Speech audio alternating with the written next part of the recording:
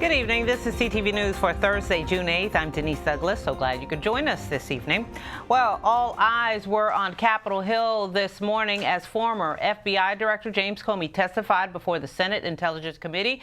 Comey was grilled on a number of issues. Byron Scott joins us now with details on that. Quite a hearing. We've been watching it all day in the newsroom. I imagine people are going to be talking about it. They're watching it in the newsroom, in bars across the city here. But the big deal, of course, all year long has been the Russian campaign, the involvement with the Russians in the U.S. election system, who is under investigation. They talked about many, many things. Well, the long-awaited testimony of fired FBI Director James Comey took center stage today. That 2.5-hour session before the Senate Intelligence Committee centered on Comey's firing by President Donald Trump on May 9th, the 9 one-on-one conversations he had with Trump before and after the inauguration. Senators also grilled Comey on the Russian investigation. Here are some of what was said today in that committee. Let me be clear. This is not a witch hunt. This is not fake news. It is an effort to protect our country from a new threat that, quite honestly, will not go away anytime soon. On May the 9th, when I learned that I had been fired, for that reason, I immediately came home as a private citizen.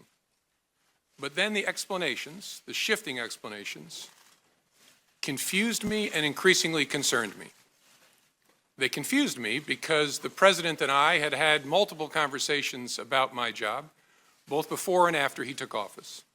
And he had repeatedly told me I was doing a great job and he hoped I would stay.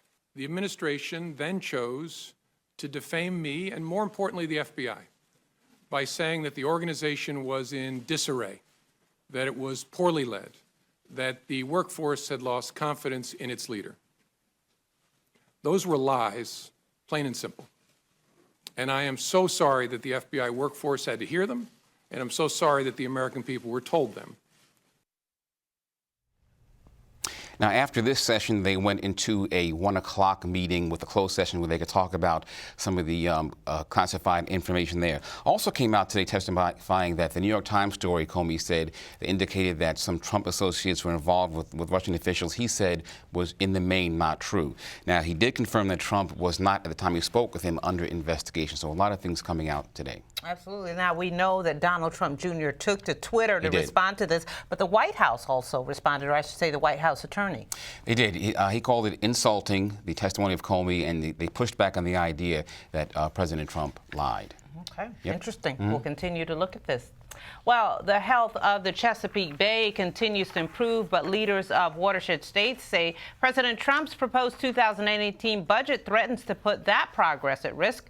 Today, Maryland Governor Larry Hogan, Virginia's Terry McAuliffe, and others met to discuss Bay recovery efforts. The group signed a resolution calling for continued federal funding in order to meet Bay restoration goals by 2020. Hogan also signed an executive order promoting environmental education in Maryland schools. We're looking to find new, innovative ways to engage our young people in this cause. And just this morning, I executed an executive order to continue Maryland's national leadership in educating and inspiring the next generation of environmental stewards. We're calling it Project Green Classrooms, and it will focus on the importance of getting kids active and aware, engaged, and outdoors. During the annual meeting of the Chesapeake Executive Council in Annapolis, members elected Hogan to serve as the new chair. County Executive Rushern Baker is not mincing words when it comes to his stance on President Trump's decision to withdraw the U.S. from the Paris Climate Agreement.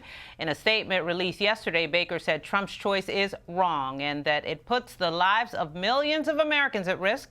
The county executive went on to say that Maryland should be committed to working with other states to uphold the agreement as local economy is environmentally driven. So, it's looking like lots of sunshine this weekend. We'll have your full forecast later in the show, plus the debate over healthy snacks